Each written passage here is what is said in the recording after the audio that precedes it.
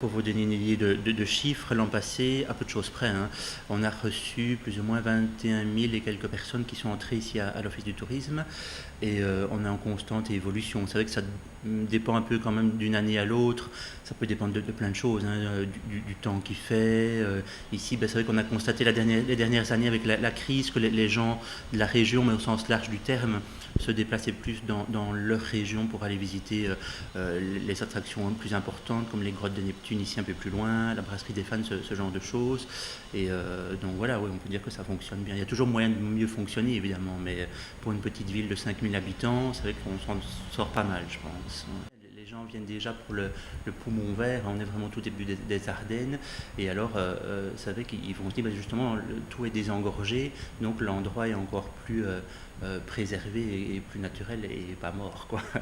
Donc on travaille depuis un certain temps maintenant sur des projets de sentiers balisés, et justement il y a dans le cœur de ville dans lequel on se trouve ici à la rue de la Falaise justement des promenades qui se font directement, bon, pas vraiment au pied du parking, hein, mais c'est vrai que les gens ont quand même le réflexe de venir ici à l'Office du tourisme, et de là on pourra leur proposer, même s'ils ont ne fût-ce que 2 heures, hein, d'avoir une petite balade du vieux Couvain qui fait 3 km, et après repartir dans un autre coin, ou alors ça c'est déjà aussi un bon point d'accroche, parce que aussi les gens viennent ici, une demande sur deux, même plus de demandes sur deux, c'est tout l'aspect nature, quoi.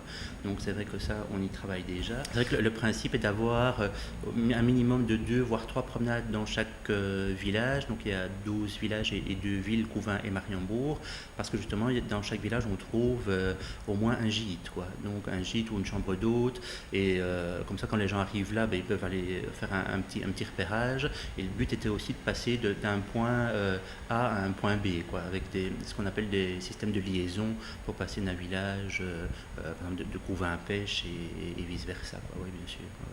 Oui, c'est vrai que les gens viennent pour ça, parce que c'est vrai qu'il y a vraiment oui, cet état vert et préservé. C'est vrai que donc ici je parle pour l'entité de Couvain, il y a quand même, allez, plus ou moins, je vais dire, une bonne vingtaine de gîtes.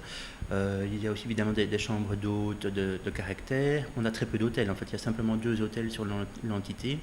Et c'est vrai que des campings ici sur l'entité, il y en a juste un petit camping un plus familial, vraiment avant la frontière française ici à Cudessart, et un autre à Mariembourg, quoi. Mais c'est vrai qu'il n'y a pas jusqu'à présent de camping de passage, et ça c'est pas prévu pour le moment, quoi. C'est vrai qu'il y a déjà des aménagements qui ont déjà été prévus. Hein. Comme le cœur de ville ici à Couvain a été réalisé il y a 4-5 ans maintenant, et donc les places sont réaménagées, il y a déjà moins de parking. Des parkings sont prévus à l'extérieur de la ville, sans être loin du centre, pour justement déjà finalement habituer les gens, que ce soit les Couvinois, les gens qui habitent dans la région et les touristes, à se garer à 300 mètres du centre. Maintenant, si on doit marcher, on le fait, quoi. Et c'est vrai que ça aura finalement le côté positif, selon moi, je pense.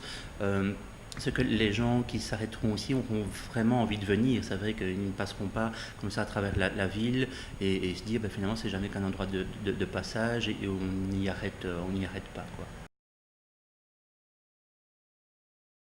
Je répondrai aux commerçants couvinois, aux propriétaires qui ont donc des commerces en Couvain, que l'on n'attire pas des mouches avec du vinaigre, que dans certaines communes, les magasins sont ouverts le soir, dans certaines communes, c'est ouvert le week-end, les jours fériés.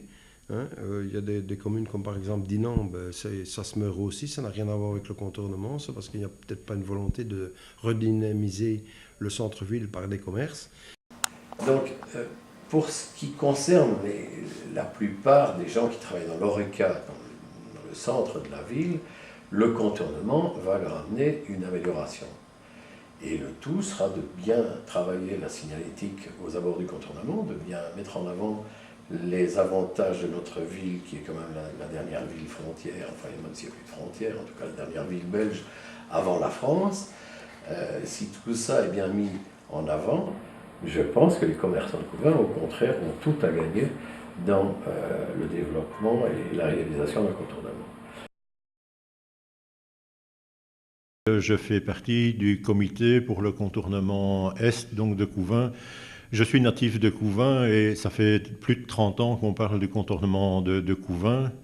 Je pense que si nous avions eu le contournement plus tôt, cela aurait permis, disons, de maintenir une activité économique plus dense, disons, sur Couvain. Et je pense qu'il arrive, disons, 10 ans trop tard au niveau économique, mais encore à temps, je vais dire, pour les habitants de Couvain qui doivent subir les nuisances, disons, du trafic de poids lourds journalier.